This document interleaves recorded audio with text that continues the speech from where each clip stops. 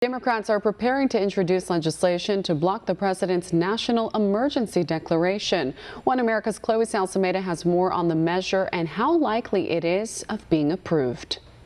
In what doesn't seem to be a surprising move, Democrats are ramping up pressure on President Trump with hopes of terminating his national emergency declaration. A letter obtained by the Associated Press reveals just that. House Democrats are reportedly planning on introducing legislation on Friday that, if passed by both chambers of Congress, would void the president's declaration. The move is being spearheaded by Texas Congressman Joaquin Castro, who began formulating the idea even before the president announced he would declare the national emergency. I don't think that it's a national emergency. I think this would be a fake emergency.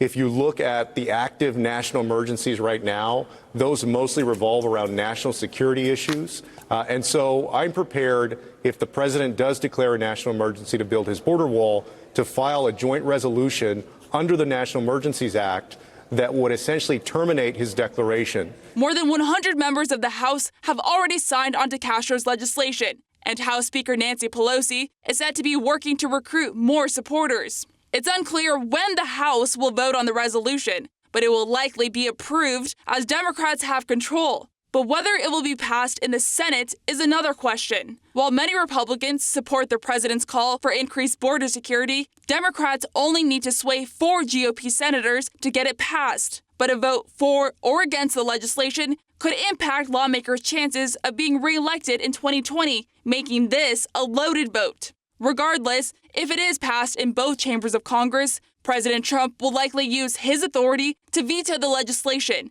as he maintains declaring a national emergency at the southern border was necessary to keep Americans safe. We have absolute right to do that. I have an absolute right to call national security. We need strong borders.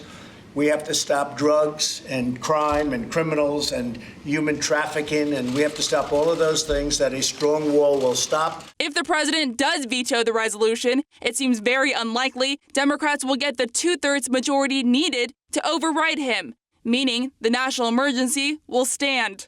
Chloe Salsameda, One American News. Want to see more videos like this?